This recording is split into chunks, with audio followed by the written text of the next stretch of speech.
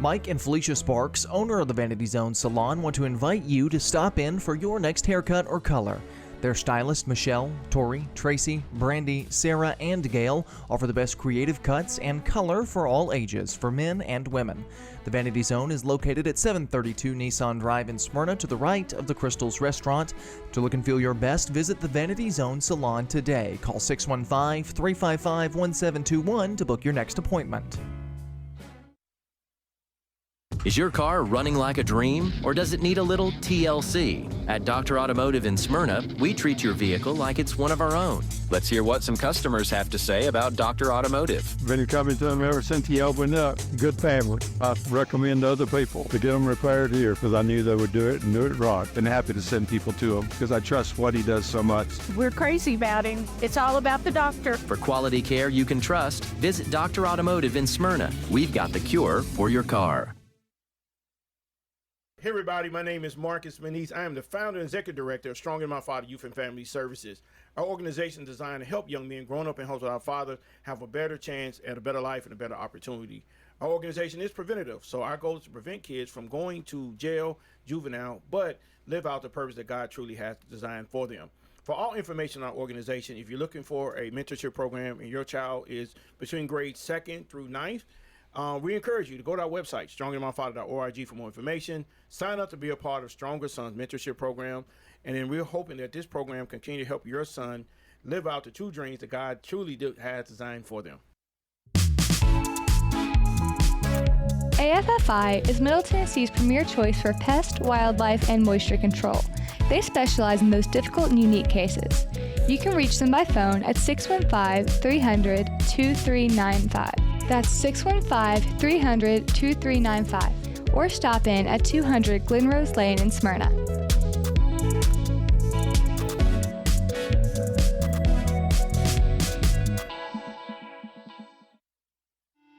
This is Conversations with Mike Sparks. Are you concerned with the state of America, your state, your community? Then you're in the right place. State Representative Mike Sparks. He and guests are here to talk about local politics, history, faith, and freedom.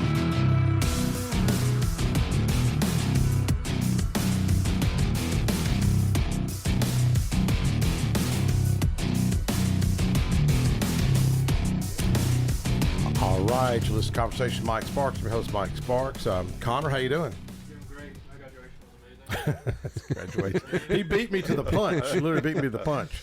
He graduated. When did you graduate now? 2 years ago. 2 years ago. I'm always asking about school. That's what happens when you get old, Roger Thomas. You forget what day it is. And yeah. Do you get those moments?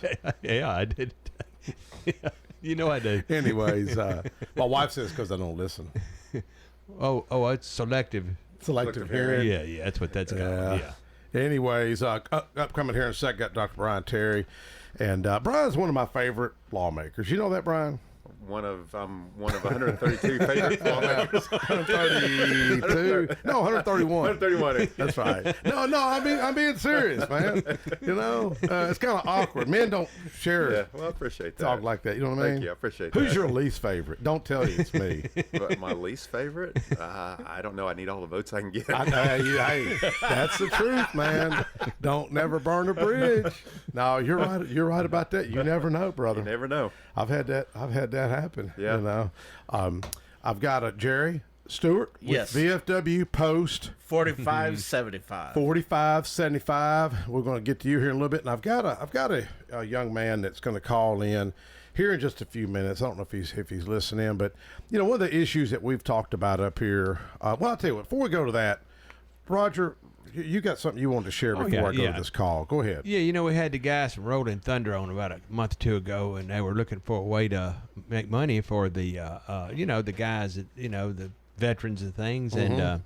And they got with Mid-10 Hot Rodders, and yesterday at the VFW, they had that event. It really went well, and I said they're planning on doing another one next year, but yeah, it went beyond what they thought it would actually do. So, but Mac and Phil, they're going to do another one. Yes, next year they may do it at Steak and Shake. Steak and Shake.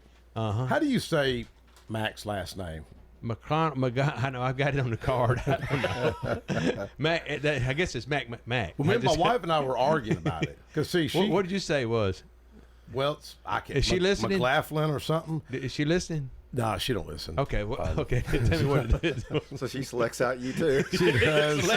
Selective radio listening. Enough. She's probably listening to music, You know. But Mike, I got one more thing. That they had they was having a car show at Northern Tool here about 3 months ago, and it got rained out. Mid-10 Hot Rodders. Yeah, it's going to be June the 7th at 7. On June the 7th, it's on a Saturday. It's going to be at noon. It's the second annual Northern Tool Car Show. It's on Old Fort Parkway here in Murfreesboro, and that's a big one. And they can find them on Facebook. Yeah, Mid-10 Hot Rodders. You can find them on Facebook, all their events. And that's Christy Armstrong Pugh and Christy Pugh, Chris Pugh, Mike Morton, his wife Tracy Morton, and then there's the Judd. What'd you call him? What was his first name? Danny. Yeah, I think he's a cousin through my cousin. Oh, yeah. You Mike killed a lot of people. I was Mike. I didn't even realize it. Mike Morton, the guy. I didn't know it. Cousins, really? About 3 days ago. Yeah. Then Really? he showed me another cousin. Oh, yeah, man. If you're from a little place like it, you're kin to everybody. I mean, you really are. Because you go back to old Jefferson. Yeah, I'm 70 years there. So how many generations your family go back? Well, my great-great-grandparents were in Old Jefferson around 1850. Wow. And one of them's actually kind of hooked up with one of the Davises. It was 13 kids, and it's a bunch of kids there. So well, and your aunt that listens, she's 96. Yeah. Dot. Yeah. Dorothy Comer. Same She thing was a too? hunter. Well, yeah. Oh, yeah. Hello, Aunt Dot. Yeah. She's really sweet, isn't she? But anyway, yes, she really is. She's 96, and she's been on the air before. Still pretty sharp. Well, we want to get her to come up here. Yeah, but we're going to wait till they get the elevator, the new building Wait over for the here. elevator? Okay, I know she's 96. I think she can make it. You said put her on the gurney, man. Hey, We don't Charles do that. Jones, he's fixing to be 95. He made it. Oh, yeah. In fact, he passed you on the steps on the way up. Yeah, he did. He did. I mean, he really did. I was surprised. And this it's guy kind of gets around cool. so It's good. kind of cool. You know, I had an uncle that got killed in Normandy back then, but I also got one that died at 21, and he was in class, and he tells that story when he talks about my uncle, and it's kind of cool. You know, I asked him what was my uncle like, you know, because my uncle died in 1948, the other one. And it's really cool. He can remember how he was. He's a pretty good old guy, but he's kind of a little bit clownish. I guess it runs in the family, you know. Who, Mr. Jones? Yeah, he was telling me. Yeah, and he wants to. Yeah, but he's a pretty good guy. Yeah. We always have him speak at the chili cook-offs. You know. This guy's is so crazy, y'all, that he grew up in Old Jefferson. He's 94 years old. He owned part of Hickory Hollow Mall, owns the Milky Way Farm out Giles County. Oh, yeah. He remembers going down Jefferson Pike before Seward Air Force Base was constructed. Wow. Before World War II. Yeah. I know, it seems like what? But he gets around good. In fact, we're meeting tomorrow. With THDA. Meet with a developer in Nashville that may get us some ideas. He wants to build a housing complex. And he's owned several Macy's throughout the Southeast, and 12, I think, at one 12? time, different ones through the years. Yeah. Well, he's an entrepreneur, but what he wants to do, he wants to build like 200 or 300 unit apartment complex, and if somebody leases it, a young couple, at the end of the 5-year lease, he'll cut them a check back so they can use it to purchase a house. So we're going to meet with some folks tomorrow, and Dr. Krause, I think, is going to join us. Dr. Krause was one of my professors. I've seen Dr. Krause. Well, I know he's done this. He's bought homes and let students lease it from him, and then try to give them the option to purchase it. But meet with him tomorrow. But I've got a guy that's going to be calling in. You know, the area that we've talked about a lot on this show is what I call the plight of the fatherless, and I think mentorship can help with that. And I've got Brian. I know I'm going to chop his name up. Tajirina. How do you say that? Gina? Close enough. Does that sound good? Chief Executive Officer Director of Tyro Support Services. You know, I talk about weird, I call them God wink moments. Dr. Terry, you believe in God wink moments? I do. You do? I know you do. Okay. Well, you're part Choctaw. Well, yeah. Yes. Okay. I am, yeah. All right. So, and so this guy, I had a resolution about the fatherless mentorship, had several lawmakers speak on this. And it matters to me. I think it should matter to us as a society. Well, I wrote an article on this, Dr. Terry, I guess it was about a week and a half ago, and put it on my Tennessee Ledger, TennesseeLedger.com, if folks want to read it. And I put the letter on there, a little article, and kind of tied into the legislation. And after I wrote the article, I thought to myself, sadly, most people don't care about this issue. I was just kind of, I'm not saying I was sad, but I was just kind of thinking, man, I wish more people cared. I mean, because it's just I think it's really a serious issue facing our society. And Dr. Terry, within an hour and a half, I get a text from UT, University of Tennessee. Josh Warren, the UT liaison. Yeah. Josh, I didn't know who it was. I got a new phone, lost a lot of contacts. And he says, Representative, we've got this fatherless conference. Would you like to attend? So here's what I talk about probability. Okay.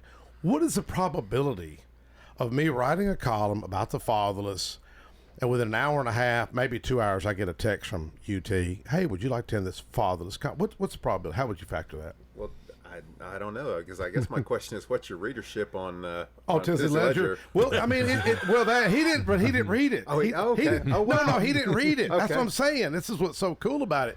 I just thought, so I at the conference, I brought it up to Josh. I said, thank you for bringing this up, Josh. And it really means a lot. He works for Randy Boyd, UT President Randy Boyd. And he said, well, I know it's something that matters to you, and I knew about your legislation. Well, you've done resolutions. Yeah. And but I mean, I know you get it. There's others that get. I do think there's a lot of people that don't get it, that don't care. Most lawmakers, let's face it, they had that safety net. They had a father. They had, stable family unit growing up. But the conference was really good, and that's where I met Brian, that should be calling in here in a few. Has he called in yet, Connor? Okay, he's looking at me. No, he hadn't called in. But hopefully he calls in. But I think as a culture, I had mentors. I would say most people in life, like Jerry, have you had a mentor in your life? Yeah. Do you identify him as that person as a mentor, or is it just somebody you just throughout the years you just looked up to? Somebody I just looked up to. Yeah. What about you, Dr. Terry?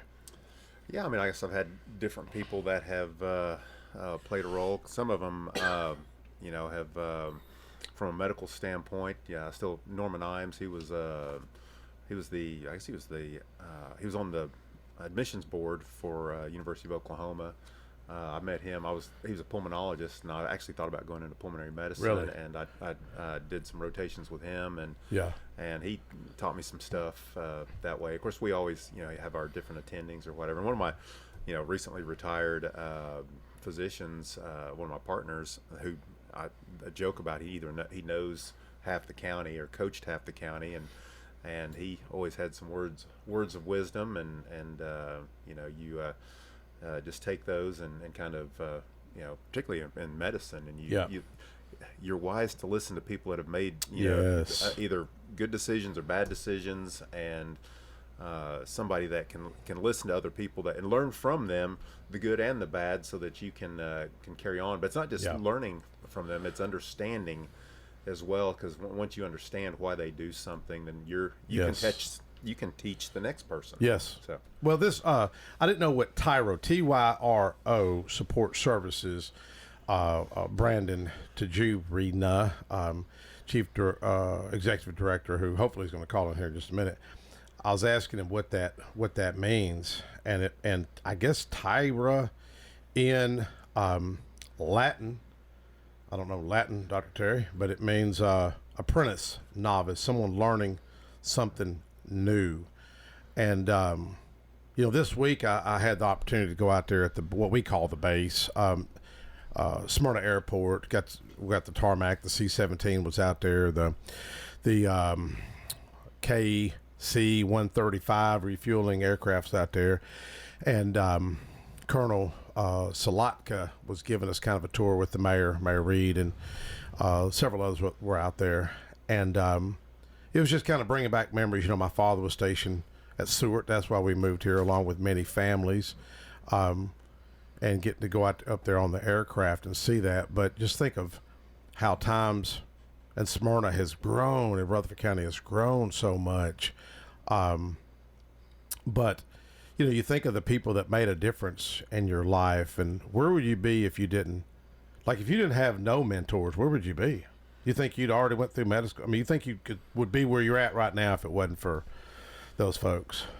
I don't know that I would. I mean, there's always people that you look at, and I mean, like for me, of course, like from a political standpoint, always I try to see myself as a combination of. I liked Tom Coburn. I don't know if you ever knew who he was. He was a senator from Oklahoma. He actually was a congressman first, but he was a doctor. He's an OBGYN. Oh, okay, yeah. And he was the one that came up with like the waste book, The Waste in Government. And so I always, would tell people, if somebody, if you could describe yourself as an elected official, who would it be? And I tell people, I'm kind of consider myself a combination between Tom Coburn and Rand Paul. Most people know who Rand Paul is. Yeah. A lot of people don't necessarily know who Tom Coburn is, but he was somebody. Do you remember when they used to have like the Gang of Eight? And when there would be some big issue, and they would get like 8 senators in a room and try to sit down. Tom Coburn was always one of the Gang of Eight. Did you ever get to meet him? No, I didn't. Is he still alive? No, he passed away. He had cancer and ended up he ended up having to vacate his seat, and he ended up passing away. But no, he was just someone that, like the Gang of Eight, if he got up and left the room, then everybody else in the world knew that whatever was going on behind those closed doors, there were a bunch of shenanigans, and he wouldn't put up with it. Yeah. But but he was a voice of reason, and he was obviously very conservative. But he was probably someone that I looked up to. When I was younger. Yes. How long have you been here, Rutherford County? When did y'all move here? We moved here in '98. '98. What brought y'all to Middle Tennessee? My job. I did my med school at University of Oklahoma, but I did my residency at UT Knoxville, and so went to college, University of Oklahoma. And I tell people, so Norman was University of Oklahoma. Norman is to Oklahoma City, which go Thunder up. They just won. But Norman is to Oklahoma City what Murfreesboro is to Nashville. Oh, okay. And I essentially grew up in Moore, which is like the Smyrna of Oklahoma. Oh, okay. And but I ended up doing my anesthesia training at UT Knoxville, and so we were wanting to get back to a town that maybe had a college that was near a big city, didn't want to live in a big city. There wasn't really any great opportunities out in Norman, although I did talk to them out there. I actually had signed a contract in Denton, Texas. So that's like a suburb of Dallas. And then actually it was Mark Hardison, who's an oral surgeon here in town, was doing his 6 months of anesthesia training. I was actually teaching him anesthesia in Knoxville, and he said, they're opening up a surgery center. I think they need a doctor. And so I ended up making a phone call, coming out here interviewing, and ended up loving the place, and obviously love it so much, put down roots, and I'm serving. Yeah, you even helped my mother when she was in Trust Point. Yeah. I mean, she's since passed, but I remember you were her doctor. We were having a little trouble. She was just severe depressed. I guess she was probably 80. I don't know, 9 or 90 at the time. Well, my father was from Okmulgee. You ever been to Okmulgee? I don't know if I have been to Okmulgee. I've been, all around Oklahoma, but not. I don't remember. You know what it's famous for? Not off the top of my head. Well, this guy with my same name was killed over there. If you Google, it's kind of awkward, man. Have you not heard the story? If you have, it's selective hearing. It's a little awkward. It's like there's this salvage guy, and I guess there's these 4 guys. If you Google it, you'll see it. And one of the guys' name's Mike Sparks, and I think they were going to rob this salvage. Seriously, this junkyard, and I guess the guy knew they were coming, and he killed every one of them.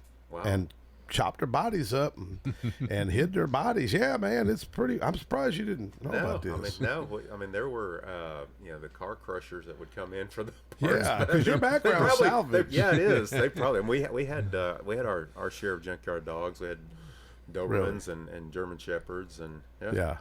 Do you like being at junkyard? Do you ever go to junkyards anymore? I haven't been in a while, but I'll tell you what. When I was 13, I was pulling parts off of cars. When I was 16, I was driving the delivery truck. But I told you, in the summer in Oklahoma, being around all those cars and the heat coming off those cars, you learn real quick what that's like. It's I was out at Express here recently. I needed something and went out there and found it. I'm fixing up a little Porsche, little Boxer, and I had to drive out to Lansing. You ever been to Lansing, Tennessee? Have North of Monterey. No, I have not. Found a door for a Porsche.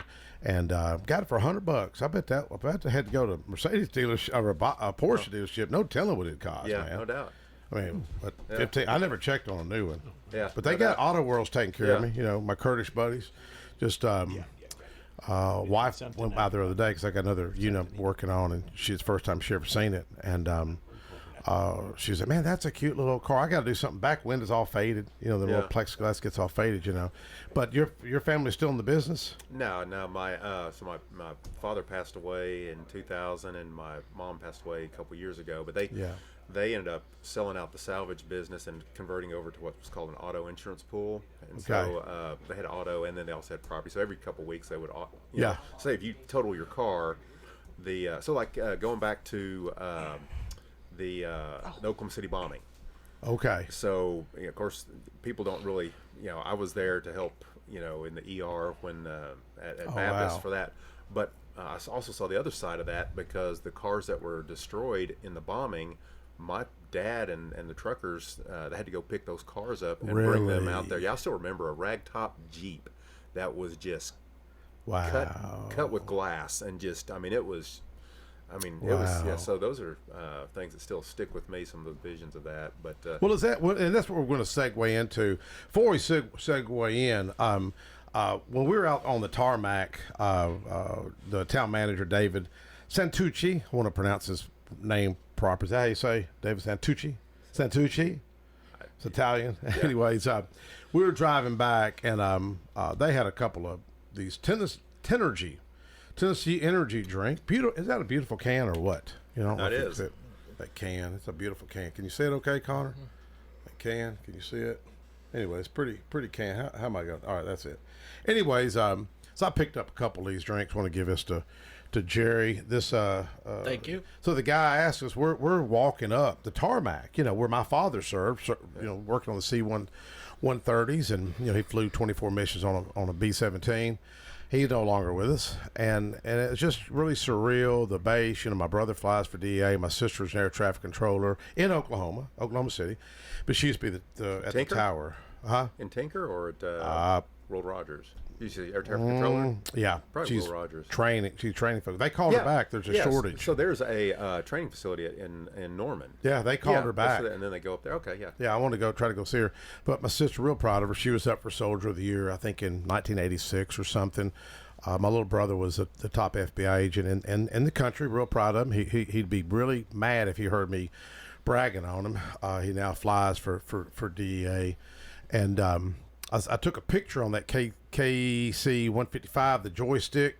Have you ever seen that? They lay down on like a little flat board and work the controllers. It's pretty cool. I took a picture, sent it to him. He guessed what it was. He knew exactly what it was. But we were walking up on that tarmac, and the guy offered us a ride, and David was like, "No, we're gonna walk. You know, we'll get some exercise." And the guy said, "You like that drink?" I had it in my hand, and I said, "Yeah, man." He said, "You want a couple?" I said, "Dude, I'll take a whole case." He goes, "Come on." It's his company. So shout out to Justin Wilson with, I guess, how do you pronounce that? Tenergy energy drink, and is it orange flavored? I don't know. Try it, David. I mean, you know, if you want some energy. Live reaction. But I was going to bring. He got me a whole case, and nice guy. But I think we've got. I don't know if Brian's going to. Yeah, go ahead, Jeff. He's not on yet. Hang on. Hey, Jeff, what's going on? How's it going, Mike? What you know? I was going to ask what you think about doing good. Go ahead. I can't hear you. What do you think about the county bus drivers getting the contract? They want $4,000 for the insurance for the bus. I can't hear you. Can you hear me? I can hear you now. Go ahead. I'm sorry. Okay. What do you think about the county bus drivers contract? 24% increase, $4,000 stipend for the insurance, and also I'm sure y'all have heard that Joe Biden been diagnosed with prostate. Yeah, my wife was just telling me Yeah, I saw where Trump. I want to comment on the bus driver. You might know you're the racing guys and the bus driver. So just comment on the contract that they'll sign something so they're not going to. So hang up, listen. Thanks.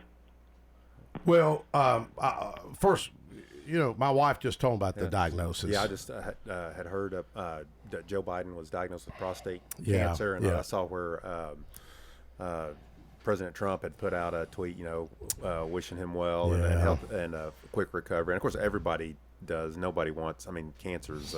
And my understanding is that it's metastasized to the bone, and so that's. wow. But they said it's. I think it's hormonal. It's a hormonal treatment that it's fairly treatable. His type is. So hopefully he can get treatment and be able to do get back. I was talking about this to a friend of mine called me the other day. He may not let me share his name, but former colonel at Seward, Smyrna Airport now, and he's going through some treatment now. He was calling to check on my buddy Tony Campbell. Tony just had surgery, and Tony's doing well. He had some serious blood clots, and boy, they cut him from the top of his chest down, and it's I guess extremely rare, delicate surgery, and he's doing better. But my mother, I'm always reminded of what my mother used to tell me. My mom was a strong Christian woman, and she was from Scotland, and she'd always say, if you got your health, you got it all. You ever heard that? If you got your health, you got it all. Well, that's a lot of people. When you talk about mental health, and something, if we're going to get to that, but a lot of people, judge themselves based on other things. But when you do have your health, you can be blessed. Amen. Because not everybody is healthy, and we all struggle with whether it's mental health or whether it's physical health. Everybody's got some sort of issues. Yeah. But that's one of the things they talk about, wealthy or this, that, and the other, but those that are rich in health, yes, I don't think people realize how important that is. We're I know one of the things we talk about is the power of music therapy. Jerry, I would have never talked about this stuff 10 years ago, but music's a powerful tool, because we're fixing to get into some mental health. I mean, we've got a musician right here with Jeremy. Jeremy, how you doing? I'm good, Mike. How are you? Doing good. What we talking about mental health and music. I mean, what do you think? Because you're up there, you play, you sing, you play the drums, guitar. Yeah. How many instruments you play? Let's see. Piano, guitar, drums, sing. There's a couple of others that I want to pick up, but I'm not gonna say that I play them yet. But talking about mental health and music, I mean, I think music is when words. Here you go. When words are a barrier between cultures, music is the bridge that bridges them. Oh, yeah. Yeah. I mean, it really is a powerful tool. But back with what Jeff was saying, and thank you, Jeff, for the call.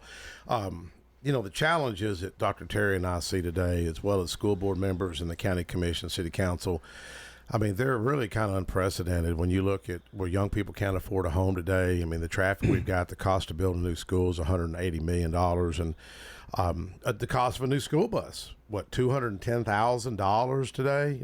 My late more, my late father drove a school bus after leaving the military, which he was not cut out to drive a school bus. It was like the worst occupation he should have went into. I mean, seriously, and he was just hardcore military. Oh, he was rough. I heard stories, and Speed too. The councilman told me, he said he was the meanest man in Smyrna. Imagine your dad being like the SDI, the DIs at Paris Island, or. He was like that, but when that guy said that, it bothered me for about 15 seconds when he said that about my father, and then I thought, yeah, he was kind of hard. He was really strict, but the challenges today are, I'm not saying they're insurmountable, but the challenges of the school system, to the districts, to try to. One is to find drivers, the high cost of insurance, the high cost of a school bus, what these owner contractors are doing. That's why I got so upset with my school bus legislation. Yeah. Well, and that's the issue is, I mean, the market moves faster than government. Yeah. Oh, yeah. And so, you know, you're seeing whether it's inflation, whether you're seeing, you know, cost of living or wages or whatever. Yeah. It's moving over here, and like for us, when you know, Patsy Hazelwood ran a bill a couple years ago to help just try to bring up some of the behavioral health workers to get them at a certain level because they were being way underpaid. Yeah. And even now, I don't even know that that's at market rates. No. But that's the issue that you often get is, you know, you have to balance a budget, and then okay, you've got it balanced. And for that year, but now you're maybe 2 years behind on, you know, the wages or whatever industry you're at. I'm not saying that's the case in this one, but maybe it is. And then now all of a sudden it comes to you, and you have to make those tough decisions. So, you know, the school boards, you know, and working with them and making those type of decisions. Well, Tim, I thought Representative Rudd had a good words yesterday. Well, all of y'all did, and Charlie. You know, Charlie's usually the more politically correct. Would you say he's doctor of economics at TSU? Well, yeah. Going back, so Charlie, there's three. You talk about favorite reps. Yeah. Okay. So he's no longer a rep, but it was Tillman Goins. You remember him? Tillman, and he was an air traffic controller. When you were talking about, yeah. Okay. So him, Dan Howell, who was he was a weatherman. That's right. And Charlie. So when they present a bill or whenever they're talking, you know, think of an air traffic controller. You don't want to get real high pitched or anything like this because you freak out the pilots. You know. So when they talk and they're telling you, you're like, I'm not sure I understand what you're saying, but it sounds calm and you sound really confident and I'm with you. Yeah, and Charlie's like that. He's economics and he's really smart on that. But he's really good about bringing that in a very calming. Did you notice I said amen? Did you notice I led the clap? No. You ever led the clap and nobody clapped after you? That happened once with me. Roger's in there laughing at you. I was at a school board meeting one time. It's a true story now. I was at a school board meeting, and it was at what was that girl's name that was the director of education? This was at least 10 years ago. The dark-haired girl, long dark-haired girl, went to work for Belmont or something later. Anyways, I mean, it's always contentious in a sense, and really it shouldn't be that way. Schwinn? No, the one before Schwinn. Anyways, I forgot her name, but you know, you could tell it's a tense, and I'll try to be the peacemaker in the crowd, and sometimes hard to be a peacemaker, Jerry. And she said, so I was looking for a high note, just something good that she said. And I just started clapping like that, and nobody clapped at all in the entire crowd. I'm like clapping, okay.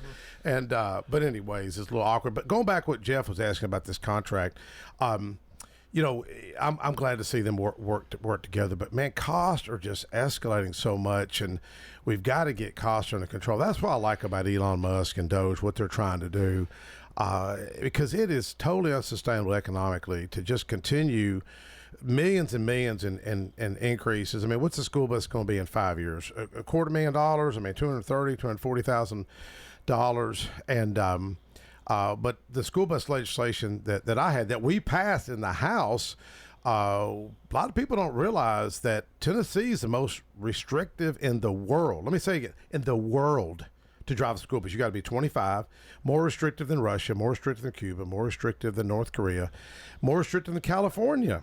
More restrictive, and this is what bothered me with the General Assembly. We have a knee-jerk reaction to something. You had that terrible school bus crash in Chattanooga. The guy was 24. The guy should not have been driving a school bus. Students even complained about his driving. Parents complained about his driving. Someone should have intervened to save those kids, and several were hurt. And so the state of Tennessee and their divine guidance, Department of Safety, decide, let's just go to 25, we'll solve the problem. Now we have a shortage of school bus drivers. And I'll tell you who stepped up the plate for me was Representative Lowell Russell. Lowell is a former highway patrol officer. He was injured really bad in a crash, I believe, off of I-40. And Lowell, I thought he'd be against it because usually a trooper is going to side with Department of Safety. Yeah. And he went and got the data for me. He says, Sparks, it's not the younger drivers that's had more collision. It's the older drive. It had more collision.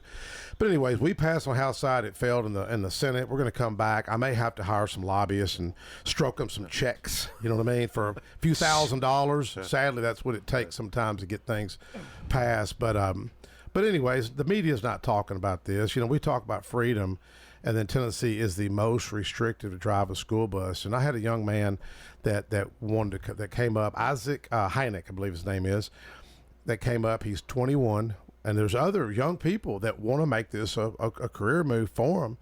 And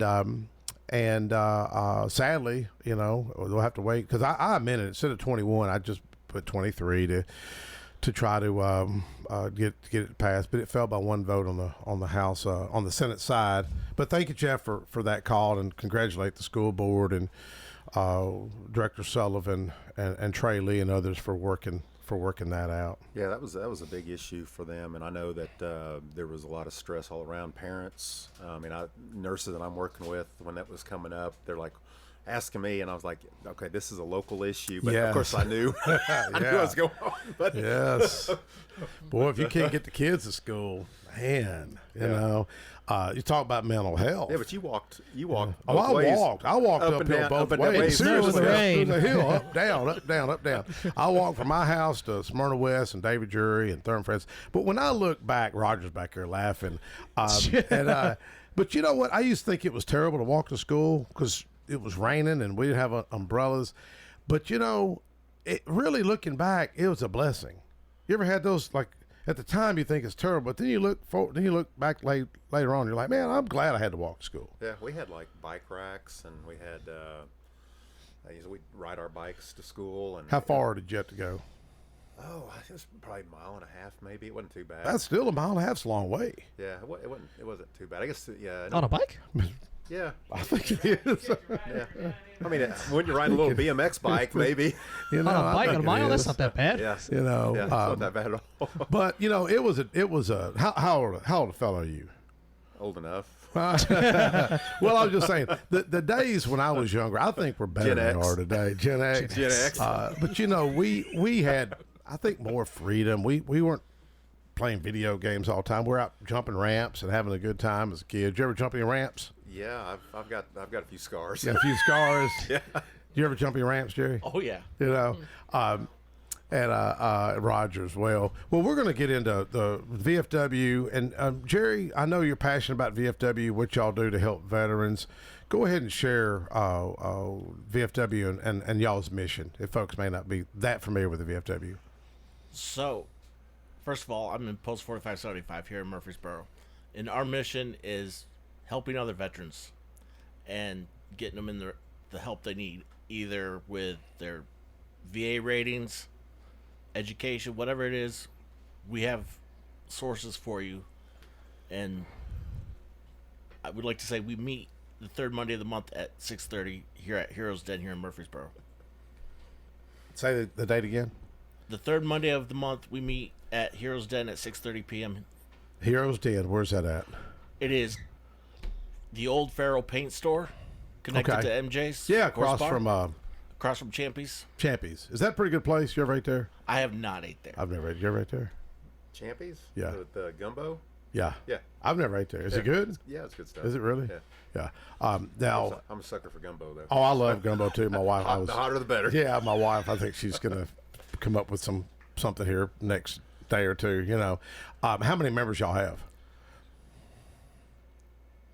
Right now, our roster says 200 some, but we don't have that many active. Active, yeah. Well, what about my buddy Jim Africano? You know Jim? Jim is actually the president or the commander of our auxiliary. Okay. I hadn't seen Jim in a while. You know Jim, don't you? Yeah. I hadn't seen Jim in a while. Usually riding around. Man, he's always he's a mover and shaker, man. You know, he's still got his is it cigar thing he's doing? I have no idea. He's got Affy's Pest Control. Yeah, he's got Affy Pest Control. I'm not sure if he's still doing the cigar thing or not. The I've known him. In fact, I was at my buddy's car business yesterday, just driving through there, dropping off a part for my buddy Z, and there was a lady there, and I guess Z said Jim sent her over, and Jim's just a great guy. I should have called and had him to come up as well.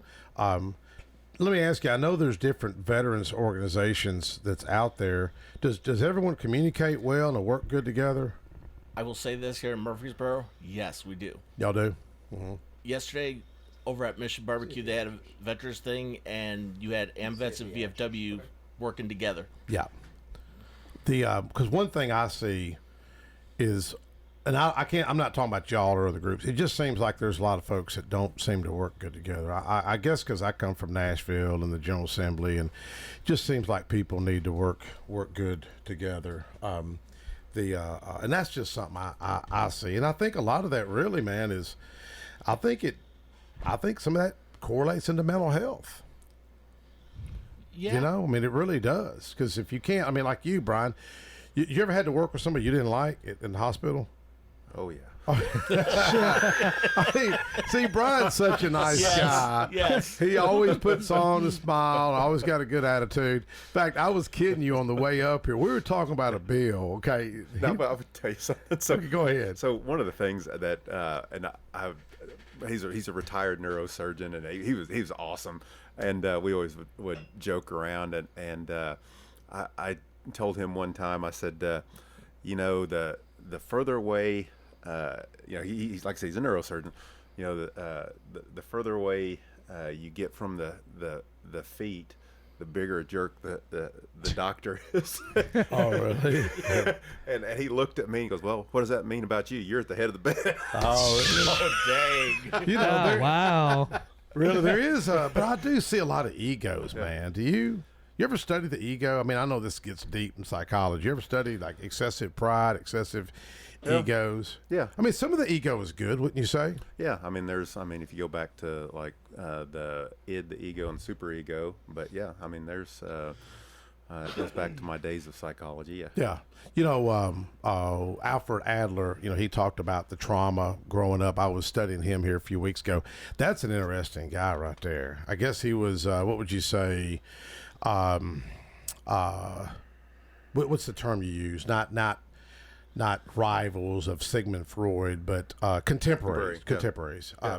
And Freud, I guess, went one way. Adler thought that trauma, it helps when people overcome, the obstacles. I think he studied guys in the military that seen a lot of trauma, and how a lot of times they use the trauma to help overcome and go help others. And I think isn't that kind of a way to help folks when you're down and out, you go help somebody else is down and out. That's like mentorship or understanding that you're not alone, and that if the first issue is always being aware, self-aware, aware of what you're going through, and aware that you have a need, or you have an issue, or something that's going on in your life, but oftentimes having someone else that's gone through that process that you can talk to, or that is empathetic.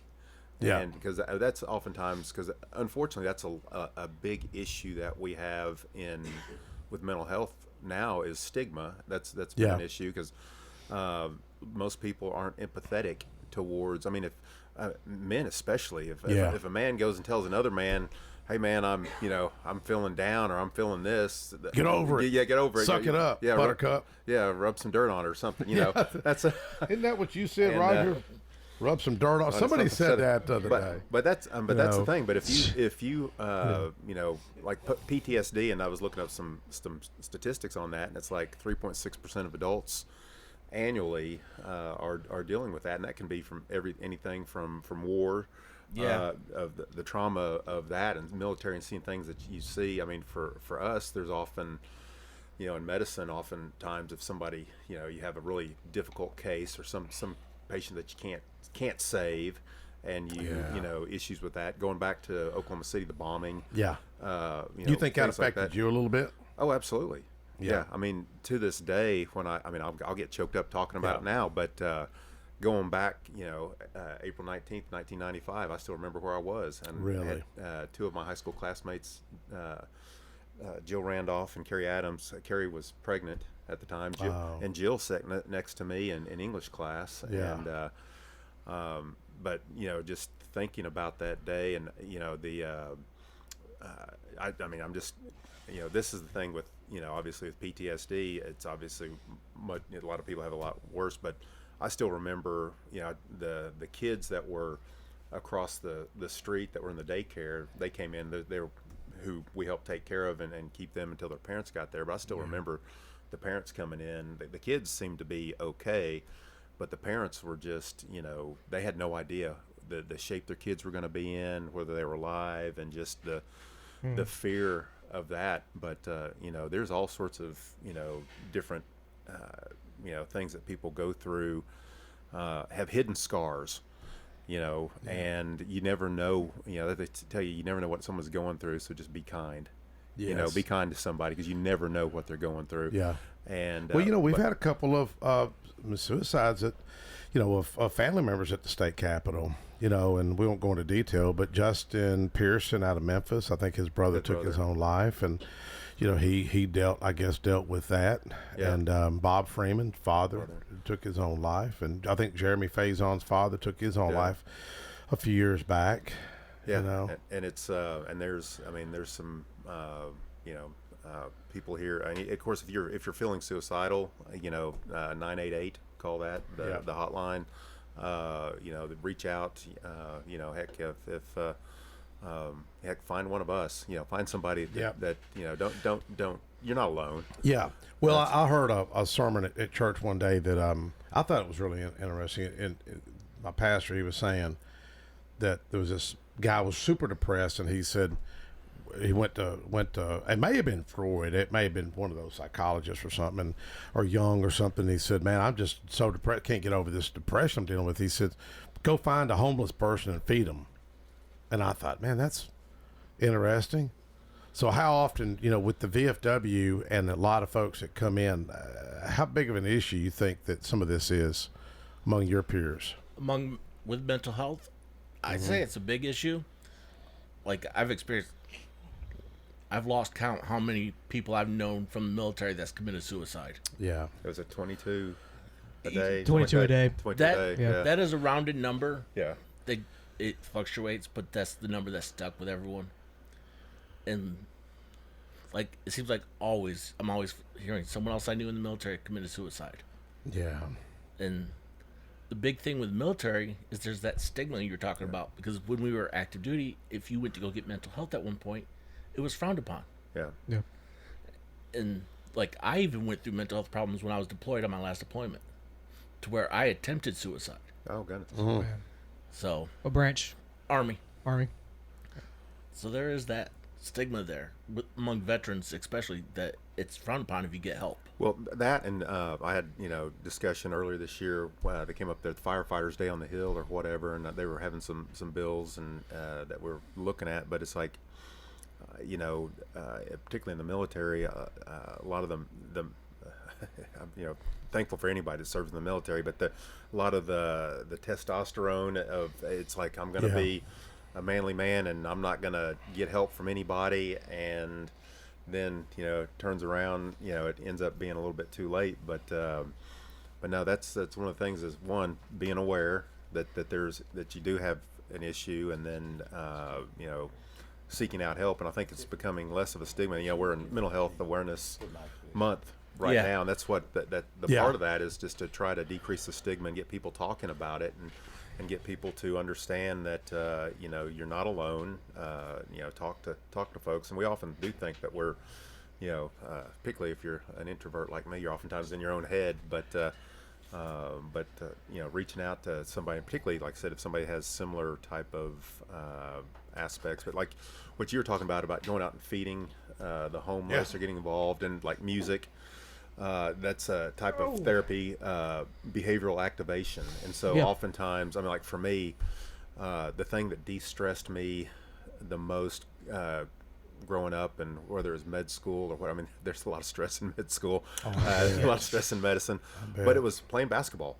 I could go out and just, because if you're playing music, you're not thinking about what's going on, because you're playing the notes, you're singing, and you're in your head, and so you forget, and you get this release of neurotransmitters, and it kind of can pick you up. It's therapeutic. It's and that's the same thing. Not oxytocin. It's It's an endorphin. It's the endorphin. Yeah. Yeah. I can personally say that. Yeah. Whenever I'm playing music, I'm in my own space. But like going out and feeding somebody or helping somebody else, you get this sense of accomplishment that you've done. I mean, I've told some of the members on my health committee, when we've passed a bill, they didn't realize it or passed something on the floor. It's like, you realized you just saved some lives. Really? And it's just like, because you're thinking of the bill, but if you think that you're helping somebody and you've saved a life or you've done something, to me that's for me that's can be therapeutic, because oftentimes things that you do are thankless, but if you realize, hey, I've actually done something, it kind of can bring you out of that and realize that you do have worth and people are thankful to you. Yeah. And talking about music and therapeutic with veterans, there's actually a group that meets here in town, I think 2 Thursdays a month, called Freedom Sings USA. Oh, really? And they take the veteran stories and put them into music. Have you heard about Operation Song in Nashville? There's Operation Song. Yep. Yeah. There's Guitars for Vets. Yep. I interviewed the director of that for an assignment when I was a music major. Okay. Yeah, down at UTC. I interviewed him for an assignment when I was a music major at UTC. Oh, wow. Yeah. Okay. The we had that music therapy resolution with J.T. Cooper and Roger, which I wish Roger just stepped out. He sent me a picture and he goes, "Dude, you realize you're in a picture with Kash Patel's wife?" Kash Patel's the FBI director. Yeah. I'm like, uh-oh, what'd I do? And I was like, uh-oh. Kash Patel himself is coming to your house, Mike. Yeah, I guess it's I don't know if it's his wife or girlfriend, but she's a beautiful lady. His wife. And J.T. Cooper does that Warrior Rounds, and JT came up. We had some music therapists up a few years ago, and beautiful singer, and I didn't know that was his wife until Roger sent it to me, and I was like, wow, this is Kash Patel's wife. That was pretty cool. But my sister, y'all have heard me talk about my sister's in a nursing home, Vicky. I was just watching the women's softball earlier and reminiscing about my sister was a standout at softball and MVP scholarship and all that. And she was singing the song Country Road, Take Me Home in the nursing home, and she had a brain injury. And she didn't know who I was, and I was amazed because she was trying to escape the nursing home. It was kind of it was kind of funny but sad, and she's in a wheelchair. I tapped her, and I hear her singing that song by John Denver, and I said, "Hey, what are you doing?" She goes, "Dude, how to get out of this place?" She's literally trying to get out, wanting to get out, and I couldn't help but get a little tickled. But she didn't know who I was, and I thought, how in the world does she know the words to a song, but didn't know who I was? And that's what led to the music therapy resolution. Music, not that they needed legislation, but the music therapists did. I didn't even know there were music therapists. It's like a fairly new field of study, but it's now widely recognized. A lot of my friends from UTC, they are now licensed music therapists. They go all around the state. Good friend, I don't know if she listens to this, but Keely, she's a music therapist. She's licensed, and so. But yeah, it is a fairly new, recognized field of study. I wish I could. I'm going to kick myself for not knowing this, but of course, I'm obviously go to a lot of concerts and stuff. I went to Shinedown last week. You're the one that put me on Five Finger Death Punch. Yeah. That was our intro music until we couldn't use it anymore. That's my joke. Sometimes driving up to the Capitol, I'm either listening to get ready for the Capitol, I'm either listening to Josh Groban or Five Finger Death Punch. Depending on how you feel going up to the Capitol. Yeah. But but Shinedown talked about music therapy, and they I think it was $1 off of every ticket that they sold was going to go towards that. And there was a group in Nashville. And what they do is these musicians will go to ill children or whoever, and then ask them what songs they'd like to play, and they'd play the songs to kind of increase their spirits, and so that was something kind of neat from Five Finger Death Punch. I like that song "Washed Away." Yeah, I mean, if you listen, you ever heard it? Jerry? Yes. I mean, if you listen to it, and you took out the hard rock sound, you would think it's probably a Christian song, because he talks about who's going to wash all this away, and he talks about the pains going through, and I guess from the military. Yeah. And well, they do songs about the military, and that they always Viper and Death Punch always talk about the military in the concerts. Yeah, I mean, I wish we towards them. Yeah, wish we still used it, but we couldn't. We wanted to use the Village People, YMCA, Rogers Thomas's favorite song. Anyways, he's not down here. Well, if you and I'm not trying to be funny, but if you ever just listen to the words of the YMCA, Connor, Village People by the Village People. How old are you, Connor? He's looking like you. Like he's looking like you're foreign. Yeah, he like got 3 heads growing on my head. But if you go back and listen, if you read the words to the YMCA, it really is almost a mental health song. Yeah. I mean, he talks about coming together at the YMCA and all this. If you're feeling down, I just happened to read it. Yeah. I was like, well, this is almost like a therapeutic song. Yeah. What do you think about the Middle East and Trump's really visit over there? Say it again. Trump's over there with guitar. And they're playing. I haven't been paying a they're whole lot of playing that attention to song. that. Oh, did they play YMCA over there? Yeah. Did they? Oh, well, wow. I mean, he does play that at his You think rallies. he's a good dancer, Trump? Probably better than me. I know, better than me. He made it viral. I know. Yeah. He just, I like the president. Some of the things he says, I'm like, oh man, I don't know if I'd say that, But anyways, I won't get into that. You think I got ADHD, Brian? Where's the squirrel? We're jumping around on so much. Jerry, going back on VFW, some of the great work that y'all do. What can the community do to help support y'all? What's that? What can the community do to kind of help support support y'all and our veterans here? Well, one of the things we do as opposed to we've got what we call the flag fund. Okay. And we collect money. We got a member that goes out. If there's a veteran that needs a new American flag or Tennessee flag or POW MIA flag, we'll buy it and go put it up for them. So we're always looking for donations for that. And you can go on our website, and there's a link to make tax-deductible donations on that. Put Brian down for a flag. He'll help you.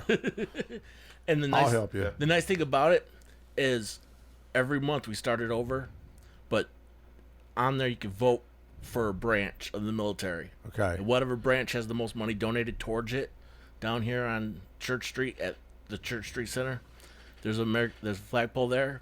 That branch's flag will fly from that flagpole for a month. Oh, okay. Wow.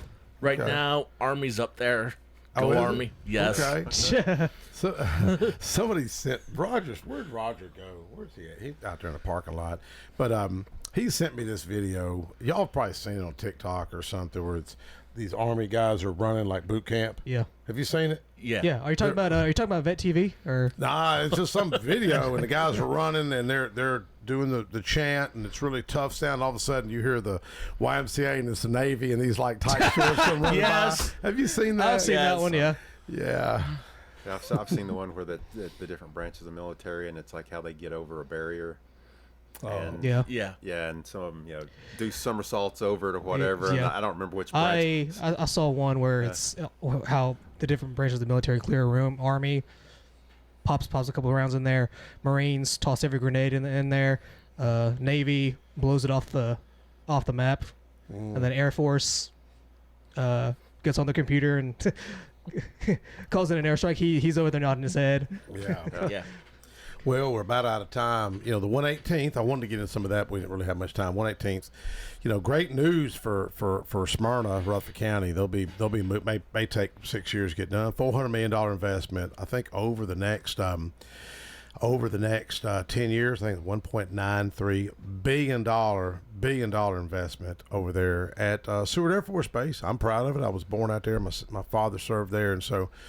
Anyways, great news. Hats off to Mayor Reed, David Santucci, and others. And thank you for Colonel Brian Salutka for hosting us out there with the C-17 and that KC-135. Jerry, Brian, thank y'all. Give y'all some last words. Go ahead. Just 988 Suicide Hotline. Yes, thank you. Hey, next Saturday we're having a ruck march out at Barfield Crescent Park for Memorial Day starting at 8:30 a.m. All right, next Saturday, the 24th. All right. Thank you. Thank you, Jeremy. Thank you, Connor. Yes, and thank you, Roger Thompson, for popping in. Y'all have a great night.